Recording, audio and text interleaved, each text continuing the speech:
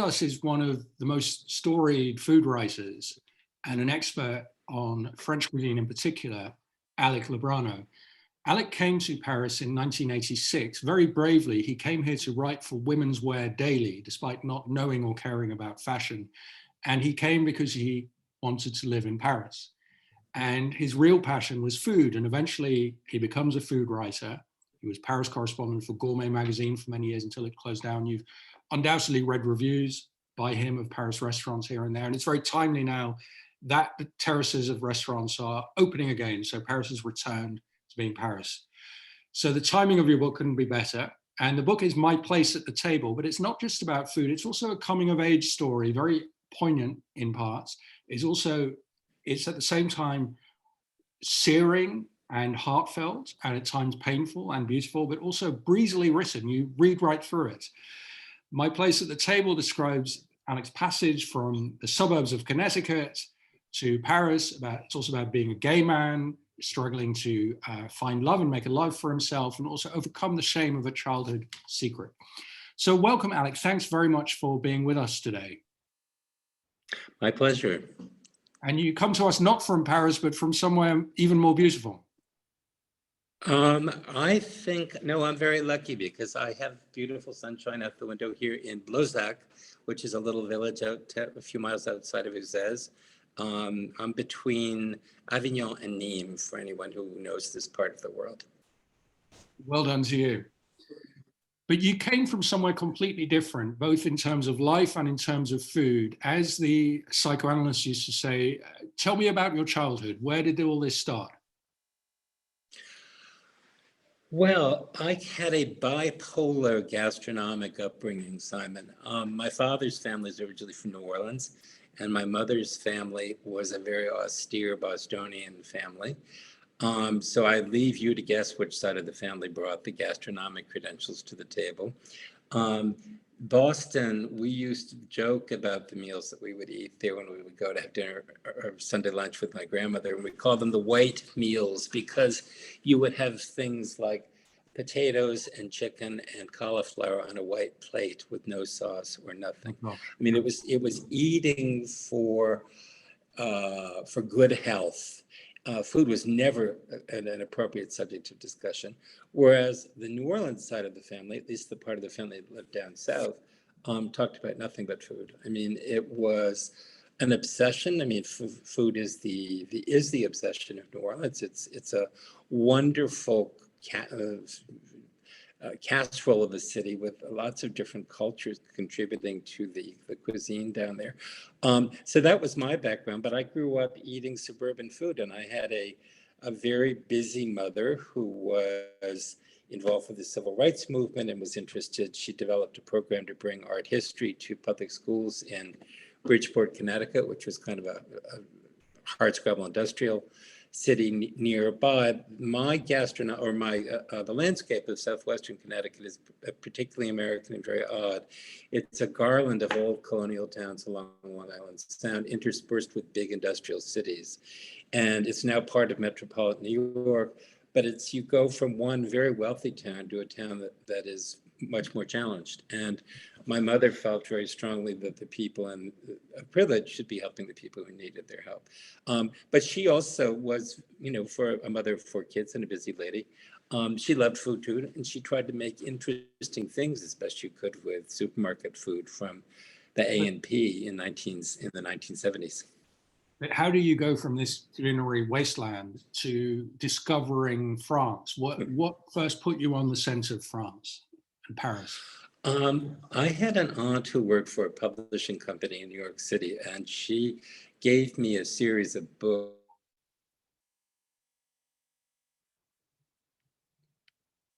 Wait, Alec, your sound seems to have gone. France, whatever. The French book was, I read that book so often the pages almost fell out because the meals were described with such lusciousness. The book began with the children. Yeah. The children getting on a train, an overnight train in Paris to go see the grandparents who owned a hotel in Nice, and they ate by themselves in the dining car, and I was mesmerized. I mean, I was absolutely mesmerized.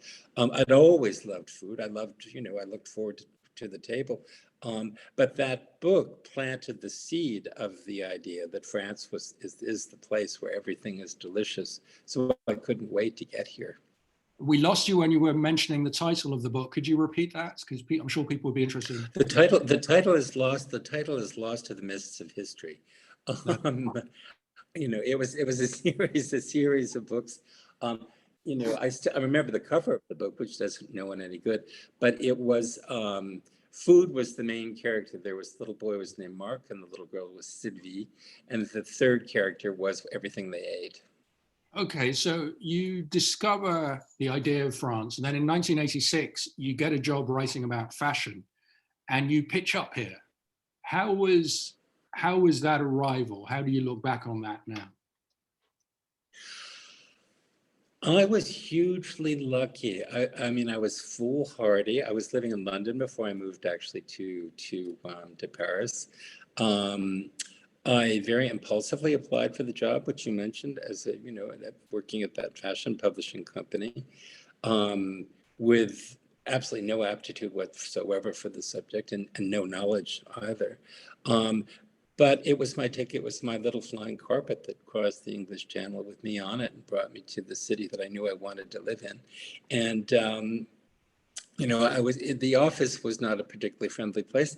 And I sort of moped around for a while until I was scolded one night by a lady in the cafe that I went to for dinner every night. And she said, you're just stop it. I don't want to see you in here again.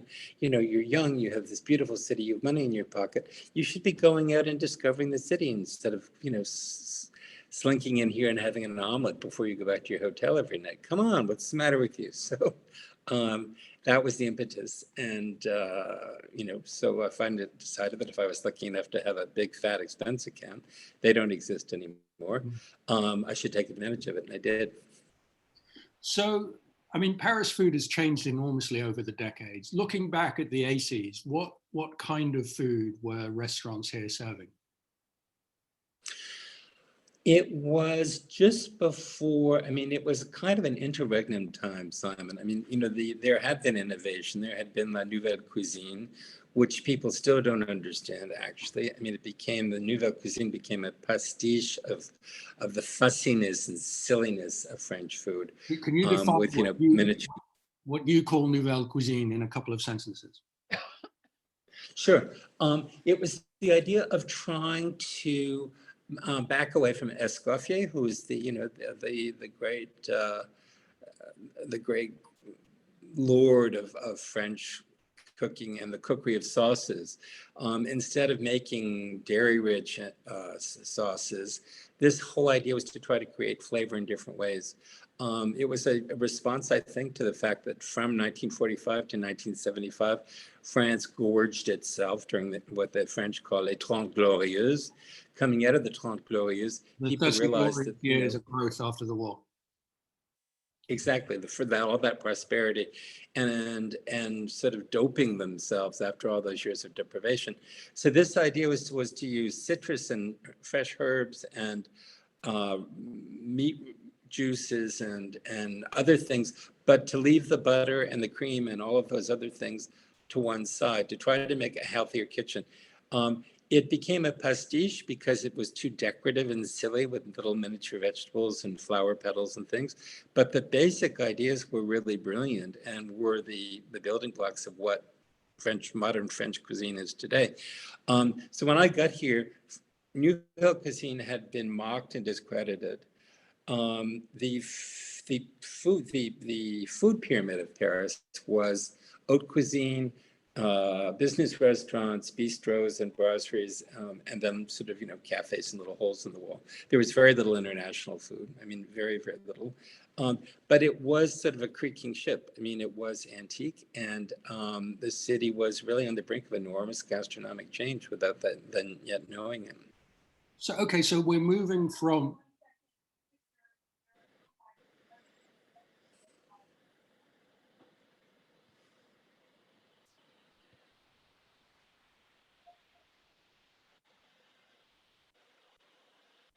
Pamela's muted, but she's asking you, Alec. She loves the bit where you were writing for Women's Wear Daily. You should have been writing clothes stories, but in fact, you were pitching them food stories. Well, that's exactly, I mean, the first edit meeting I went to, I had nothing to say about French fashion. I mean, I bought a fashion magazine to see who the designers were because it was too embarrassing to ask someone. Um, but I did remember a visit with my family to a very famous cheese shop and restaurant that was in the Rue d'Amsterdam, the Androuet, and that was again my mom who took us there.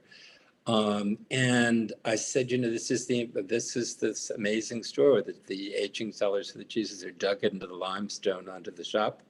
And it was Monsieur Androuet who created French cheese culture, and his son is running the shop, and it would be a fun story to do. And that everybody looked at me sort of blankly, and finally the wonderful bureau chief, Krista Worthington, who became a great friend, said, "That sounds great, Alec, do it." And that was, I jumped into the pool.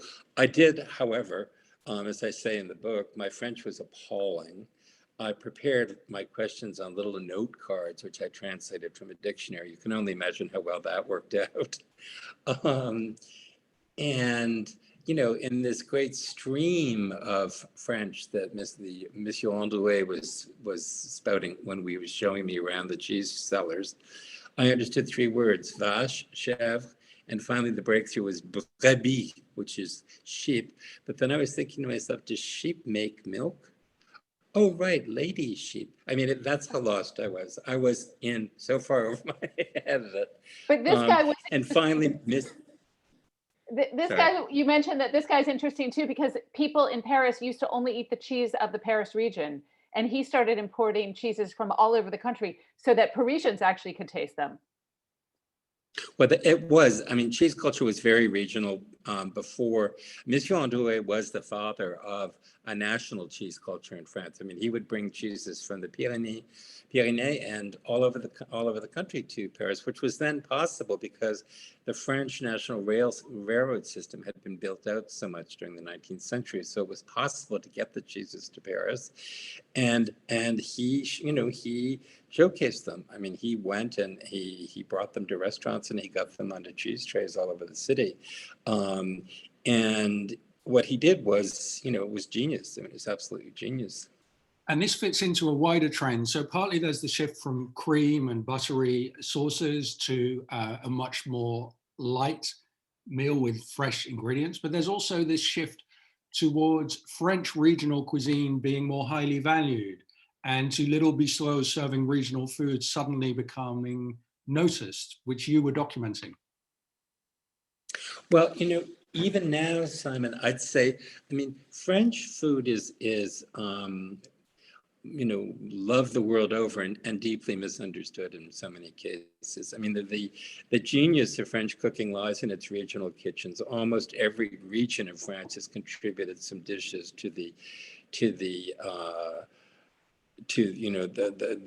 great to the menu, the national menu, as it were.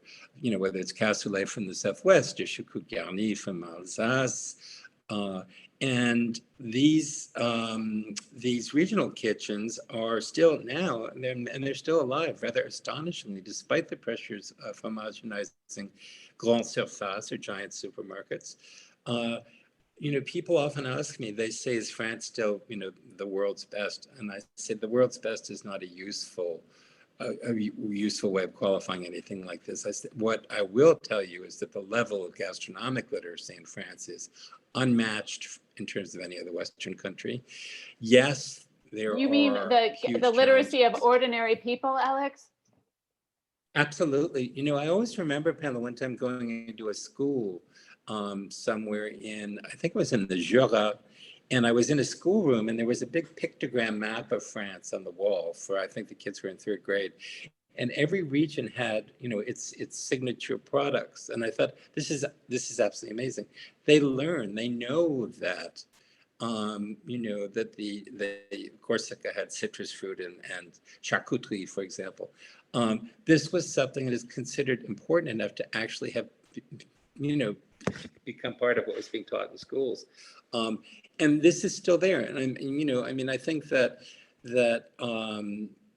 it's a very complicated situation. I mean, when women went to work in large numbers in the 70s in France, mom at home cooking or grandmother at home cooking, that wasn't going on anymore. I mean, there was a lapsus, and convenience food became popular for a while, and a lot of things happened and have happened in France since I've lived here. That being said, in 2021, I'm hugely optimistic about the future of food in France. I mean, it does have extraordinary produce. It has this level of public gastronomic literacy that I mentioned, the world's most ferocious technical training in terms of training young women and men to be chefs, and an enormous curiosity. It's important. People care. I mean, the idea that Top Chef, which I don't particularly love, but it's a cooking show. I mean, it's one of the most popular. It's as popular as the football matches on French TV. It's not just that people care. Sorry, Alec. It's not just that they care. They also have been trained at home, so they know what good apple pie tastes like. They know what a good roast chicken tastes like.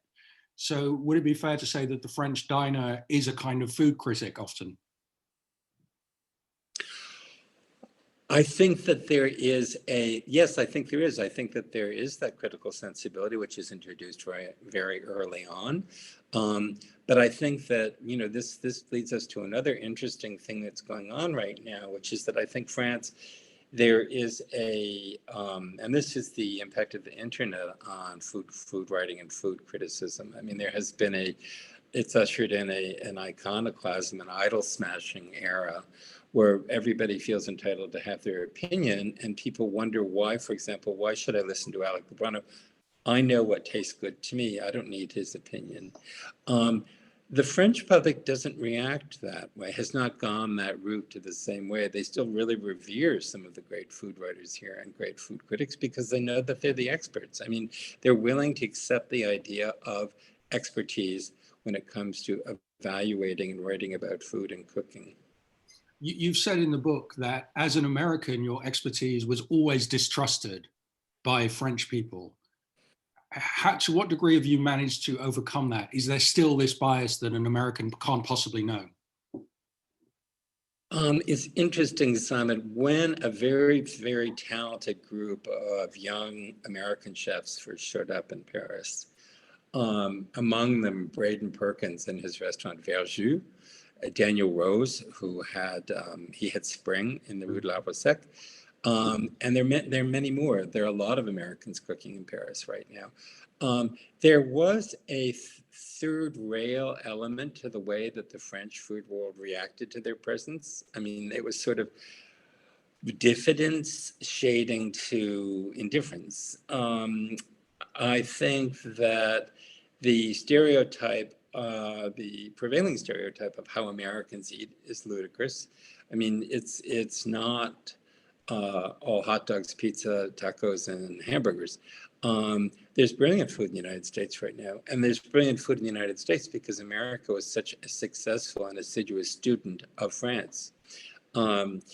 And I think that there's been a convergence between the food cultures of the different countries. I mean, when I was a student in the UK, for instance, with all due respect to all my English friends, and there's fabulous food in England today, but it was challenging to find something nice to eat in England in the late 70s.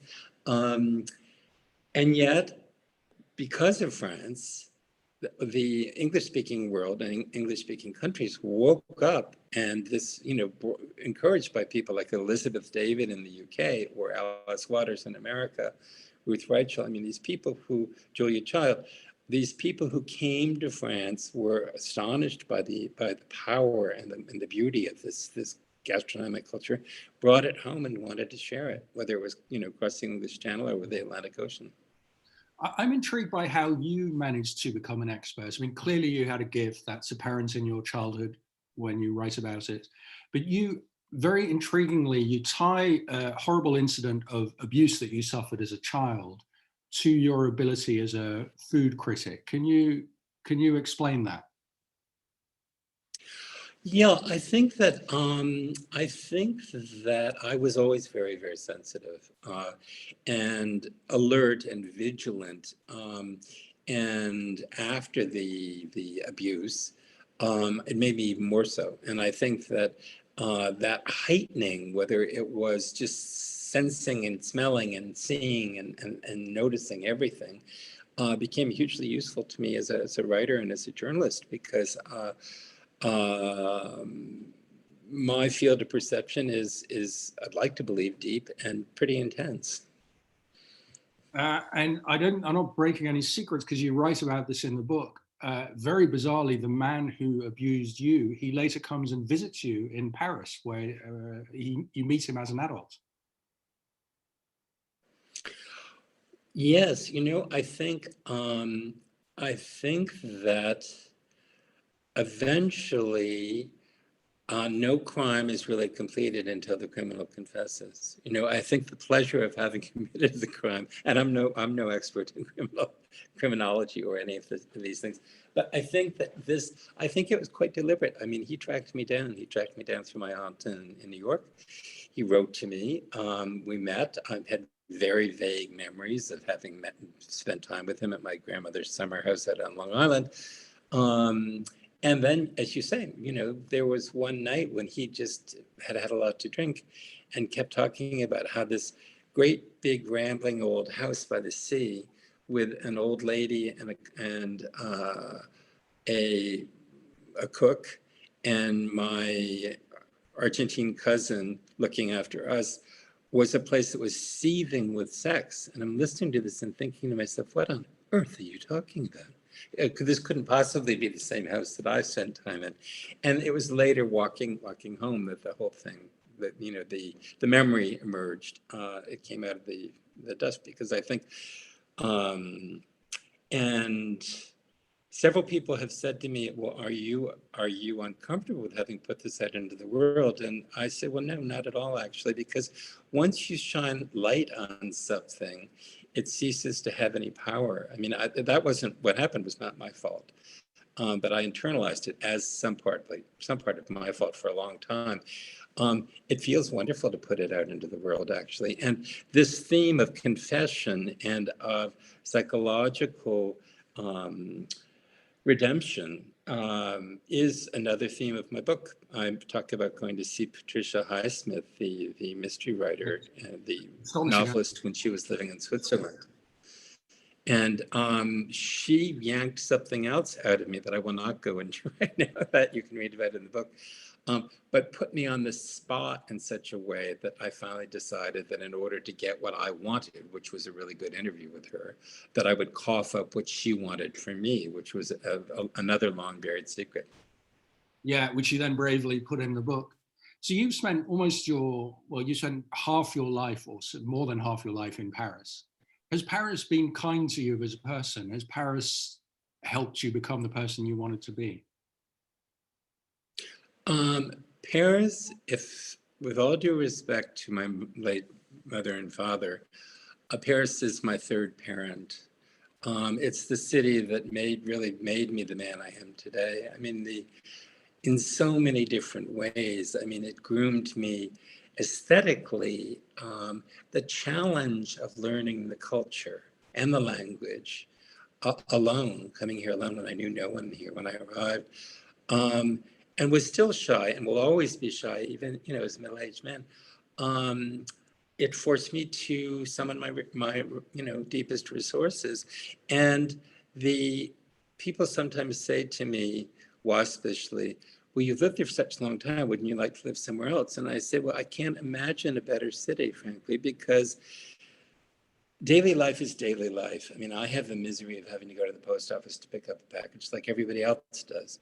But my walk to the post office invariably has me suddenly noticing a door that's opened into a courtyard that has never been opened before, and seeing something astonishingly beautiful inside, or smelling bread baking. I think the sensuality and the beauty of Paris as a backdrop to daily life is one of the greatest gifts I've ever known or had. Like, I suppose, many people who come to Paris, you were also, I think, running away from some things. And James Baldwin, who, as a Black writer and a gay man, said that the great thing Paris gave him was indifference. It didn't care about him. It left him alone. Whereas in the US, he was always sort of being harassed, he felt. Did Paris give you, as a gay man who was not in a wholly sympathetic environment, did Paris give you that indifference, or what did it give you? Well, I think that in the what would I say? I think that homosexuality in French society, it depends. Of course, it depends on what strata of society you're talking about. The circles in which I was lucky enough to be introduced, people were sophisticated, and it was no more or less interesting than the fact that I had brown eyes. It was something that was there that wasn't discussed. It was noticed, but not discussed. I think that there's also a question of the fact that to have an excellent education, the education has been sort of a shield against things. If you read the accounts of other people like James Baldwin, or even French writer, the wonderful book, The Beautiful Eddie, which was written by a man who grew up in a small industrial town in northern France. He did not have those advantages. He took it right on the chin. I didn't take it right on the chin because I think people saw that I had manners and education. And so even if they were discomforted by my homosexuality, it became subsidiary to other things that they found possibly pleasant about me. You've witnessed also the total transformation of Paris into a much more international place. It's not as French as it was. And Pamela wants to ask you a question which relates to that.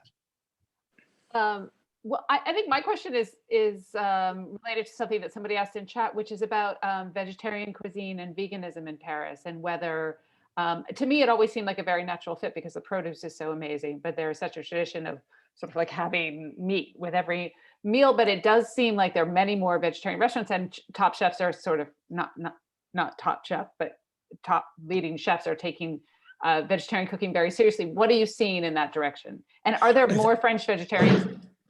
I think there are more French vegetarians, and I also think that the importance of eating less meat, and this goes back to what we were saying before about les Trente Glorieuses, or from the period from 1945 to 1975 when people stuffed themselves. What we know is that we should be eating meat less often, and we should eat less meat in a better quality. Cheap meat is bad for us, and cheap meat is bad for the planet. This message is making its way into mainstream in many different countries. France has a slightly different relationship with this. But I think that in general, from the top down, whether it was Alain Passard at Arpège, where he mostly has been proposing a vegetable menu for many years now, or Alain Ducasse, who did something very brave when he created this all-natural cuisine featuring grains and pulses and vegetables at the Plaza Athénée. This is a huge change that we're living. I think we're going to be moving toward plant protein, and we're going to be, perhaps we may be the last people who have the luxury of ever having eaten wild fish and seafood, for example. The world is changing. We have to change, and I think that the French, the young French chefs feel this. I think that it's instinctive, and I think that they're reacting to it, and that it is a spur to enormous creativity in French gastronomy right now. There's a lot of consciousness here, yes. Pamela. Yeah. I just want to ask you another follow-up question, Alec, because though this hasn't happened for a while because of the pandemic, often Americans and other visitors will come to France and say, I want to eat real French food.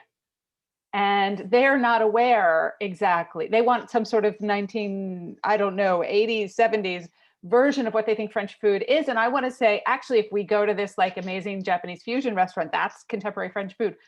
How do you deal with that question? And am I being a snob about it, or what? Not at all. No, not at all, Pamela. No, what I say is the rings. It's like, we're very, very spoiled in Paris because it's like the rings of a tree.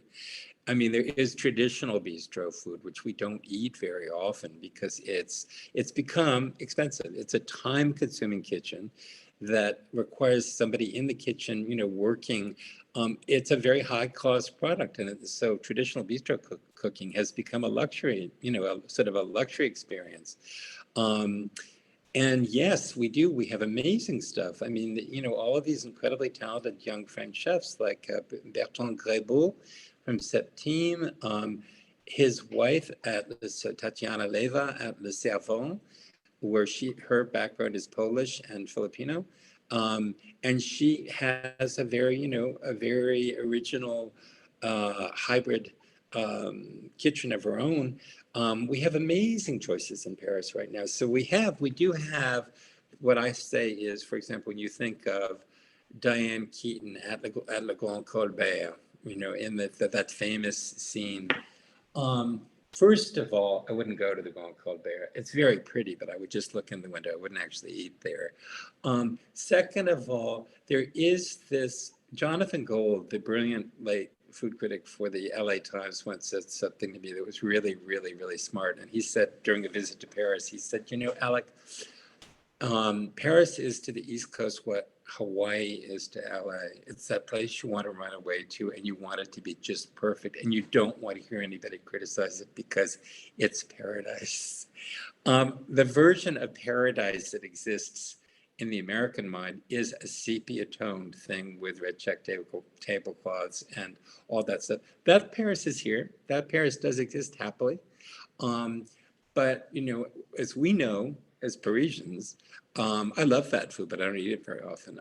I'm fascinated by the new cooking that you mentioned. I mean, whether it's Japanese fusion or the way that young French chefs now are fascinated by produce techniques and what have you from the rest of the world. I mean, France has, I think, the hierarchical relationship that the French kitchen had with the rest of the world has changed with the new generation. And so France is now, you know, it's like a bunch of people sitting right at a table rather than sitting on a high, you know, looking down on everybody else from a position of superiority. I think there's a great sharing. I think we live more, those of us who live in big cities, we live in a more common shared food world than ever before in human history. I mean, people in Bangkok know what we're eating in Paris. We know what they're eating in Bangkok because of Instagram, because of YouTube, because of the media, because people in media forget, but people around the world are reading. They read across boundaries. The internet makes that possible, and so there's this convergence of interests going on right now. But I think France is and will remain a hugely important arbiter of great gastronomy. You talk about everyone sitting at the table. How does that work in class terms among the French? This is a question from Denise and Kudovic. How does class and economic status relate to food consumption in France, and how has that changed over time? That's a very, very good question. And, you know, in France, you know, and this is something that I'm hugely aware of. And I think that, you know, when I talk about the luxury as you know, I mean, I'm a married man. My husband and I had the luxury of going to the market in Nîmes, which is one of the best indoor markets in France. We don't have any children. We're able to spoil ourselves. We both love to cook. I'm not trying to feed a family of 6 on 100 euros a week. I'm hugely aware of that. And I think that this issue of class privilege is something that needs to be addressed more often. There's a new cookbook that's come out recently in France that I'm absolutely obsessed by, and it's called La Cuisine du Sixième Étage. And it's the story of a woman, a very wealthy woman. The cooking the cuisine of the 6th floor. Right. In Paris is traditionally the floor where the maid lives. And a walk up, no lift. And she loses all of her money after having had very glamorous jobs and having grown up in a fancy flat in the 16th arrondissement. And a childhood friend lends her a maid's room where she has no kitchen. There's a sink on the landing, and she rigs up a little kitchen with, you know, I don't know what. I mean, a hot plate and a tiny fridge and a few other things. And the book, these are the recipes that she created because she continued to entertain even when she had absolutely no money whatsoever. And her insistence is that even without having a lot of money, you can still eat well. I'd like to believe that that's true, but I do feel that those of us in food media have a greater responsibility.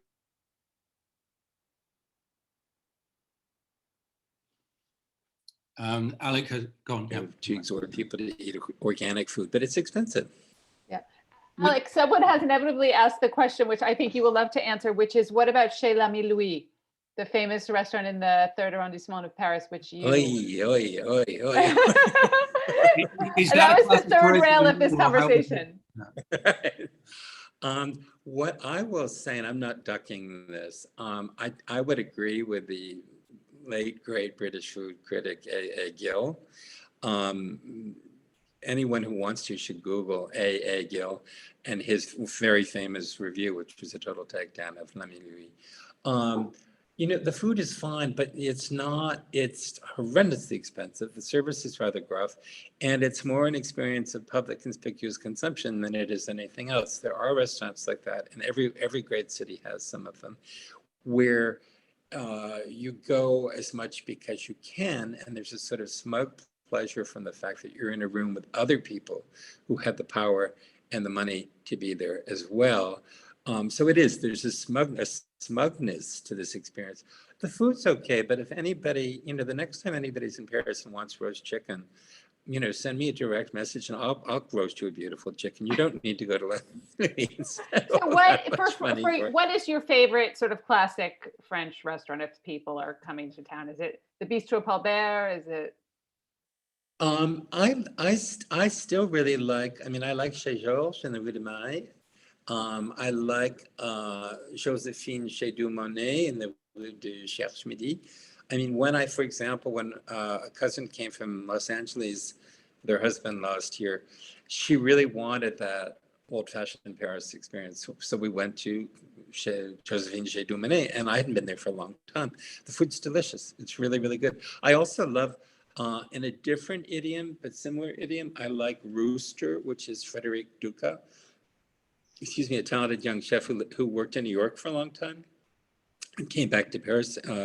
And I also like David Rathgerber's L'Assiette, which does the best cassoulet in Paris. Traditional French food, a lot of those tastes, I've tasted all that stuff on the other side of the Atlantic. It doesn't quite taste the same. You really do have to come to Paris to really get the full effect. And if you buy Alec's book, which I'm sure you will, there is a long list at the back of his favorite restaurants. So that is a guide, and we're hoping that people are going to resume being able to come here and eat with us. So do look at that.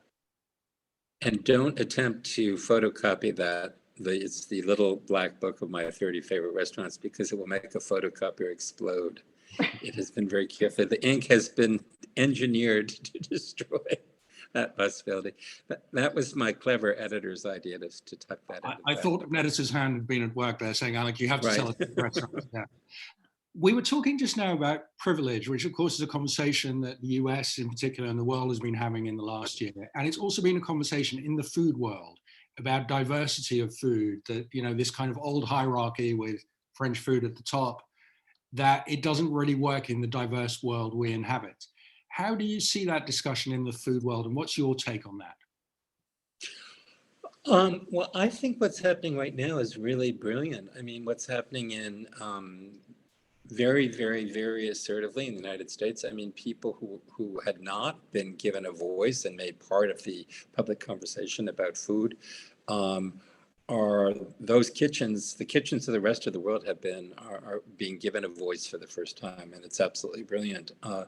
I can't wait to see the Netflix film about Afro-American cooking, because the thesis there is that Afro-American cooking is really true American food. Where does France fit into all of this? There is a little bit of idol smashing, but France is completely blameless. France, there's nothing effete. This is something else that I said when I mentioned before, that French food is so misunderstood. It's not, as so many English-speaking people think, too fussy, too fancy, too rich, and too expensive. Those 4 2 things. That's not the way that we eat. There's a brilliant simplicity that privileges the quality of produce that you pick up just walking through a market. Elizabeth David, one of her favorite books, the British cookery writer, an omelet and a glass of wine. An omelet and a glass of wine can be a gourmet feast as well. We eat we're not always eating fussy things and fancy sauces in France, far from it. You know, the product tells you what to do with it. And I think that French food, everyday French food, the food that Alice Waters was seduced by, and Julia Child to some degree as well, Richard Olney, all of these people, they understood this. They understood that it's the genius of making a really good green salad, or knowing how to grill, you know, to cook a fish correctly, braise a fish, how to cook salmon, roasted chicken, whatever. I mean, there's the simplicity. So I think that French food is profoundly modern and very profoundly contemporary, and deserves a place at the table. It often strikes me that the most enjoyable meals, the best meals, are at the simple place on your corner, and not the Michelin-starred restaurant that you have to book a month in advance. Well, that's why, you know, another place that I love is right out my door in the 9th arrondissement. It's called Le Bon Georges. And the owner, the first time I ever went there, overheard me speaking English with my friend Karen Fawcett, who's joined us from Washington today, and started chatting with us, and told us that he had worked for the Campbell's Soup Company, which is the largest soup company in the United States, to our utter astonishment. What Benoit knows how to do there, he knows it's a cozy, friendly, fun place. You know, I mean, the food is uncomplicated. It's absolutely delicious. There's great steak tartare. There's fabulous wine list. I'm desperate to go back to that place. I have missed it hugely, in the same way that I'm desperate to go to my favorite restaurant down here, which is La Piquiquette, which is a counter restaurant inside of the market in Nîmes. I mean, the food there is absolutely brilliant, and it's a chalkboard menu, and it changes every day, and it's made with produce from the surrounding stalls, and it's some of the best food I've ever eaten, you know, and it's not a Michelin star type of a thing. I think Michelin now is really skidding. I think Michelin has governed or been a saddle on the back of French gastronomy or bridle rather on French gastronomy for a long time. And I think in a way now, happily, French gastronomy is slipping out of those restrictions. You've very handily answered a question about Michelin from Miletta Foster. You talk about wanting to go back to these places. French restaurants have had their biggest disruption, maybe bigger than during World War II, I would say, over the last year, as everything closed down. How differently do you think they're going to come back? I am, you know, we'll find out within the next few weeks what damage has been done. I think that they will be financially very fragile, Simon, and I think the menus will be shorter, which is good because there'll be less food waste as well.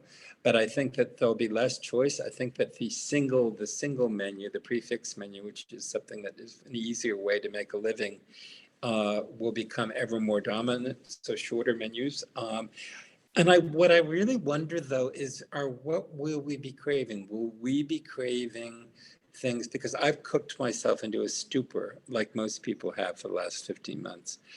I love to cook, but I'm really ready to give it a rest.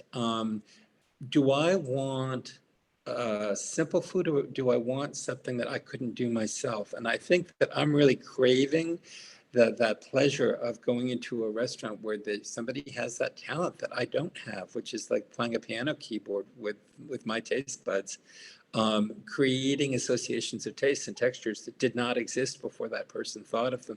I really, really miss that. And in particular, I'm thinking about a restaurant like Septime, because I think that he really, I mean, with tremendous simplicity, he knows how to make contrasts and put unexpected mixtures of things together that are absolute genius. And I'm craving that food. You're talking like a food critic now, because you're just talking about the food. But well, you incited me. You baited me. I did, and I was very glad you gave that answer. But now I want another answer, which is about the experience of eating, the restaurant. Because during the pandemic, most Parisian restaurants started to offer takeout, which was completely new. All the restaurants on the street where I worked, every day I go and collect a takeout meal. And how do you think the way that Parisians eat is going to change from this, revolutionary experience? I think that takeout, which really did not exist to the same degree in Paris before the pandemic that it did. I mean, takeout's been a big part of the food landscape in New York and London and other big cities for a very long time. The pandemic really threw it into overdrive in Paris. I think it will continue because it's, it's nice to sometimes be able to get a whole lot of gyoza delivered to your doorstep when you're too busy to cook. But I think that what we're really, really, really desperately craving is not just the food. Of course, we've missed the food. I think that what we really have missed is the conviviality. I mean, the real joy of going to a restaurant is, the idea that it's like going to a little theater. You take part in the play that's produced in that little theater every night, at every meal service. And it's the pleasure of strangers' faces, laughter, cutlery hitting china, the smell of the perfume of the attractive woman sitting next to you. I mean, it's everything. It's an incitement. I mean, it's a sensual experience, and I think that we are social animals, and I think we've been really deprived, and I think we're probably more traumatized than we know. So I think that we're really, really going to be looking forward to going out and being together again, and of course eating some delicious food. Saul Bellow said Paris is a kind of stage set and we're all actors in it. So when you go to a restaurant, I mean, this is what you're saying, maybe more than in other cities, you're participating in a theatrical experience? I think that's absolutely true. I was trying to explain to some South African friends who are hoping to come later in the year, and they've asked me whether or not they needed to bring fancy clothing. And I said, you don't need fancy clothing. I don't know what that means, fancy clothing. But I said, there is an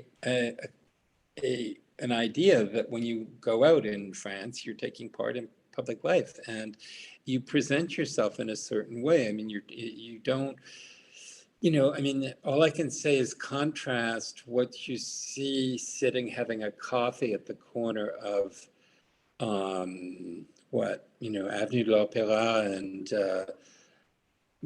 that the cafe that I like down so much at the very bottom of the Avenue de l'Opéra. You see beautifully dressed people walking by, and it's not because they're wearing fancy clothing. It's that they are well groomed and they care enough to have made an effort to look well. I think that that idea of participating in the performance of being in public is something that you learn. I had to learn it here. I mean, I was brought up in a very formal way, but I advise people when they come here to dress up a little bit. And if you want to sit, back in the very back of the restaurant, but be shown to the table by the toilet, you'll show up wearing shorts and a fanny bag. I mean, it's just not, the city is so elegant and so beautiful. Dress the part to some degree, to whatever extent it makes you comfortable. And the food as well is trying to be beautiful, is trying to be visually beautiful. The arrangement of the food on the plate matters tremendously in Parisian restaurants. I think the aesthetics, the first time that I ever came to Paris, I was just astonished by the way, for example, that you go into a pastry shop and you buy some pastries and they would be wrapped up in a very carefully constructed, glacé paper pyramid with a little gold ribbon that you carry it, at the top. I mean, the aesthetics of daily life are extraordinary in France, and they still are. There is that, the way that something, I love watching people wrap food up. I love even, at a butcher or in a cheese shop.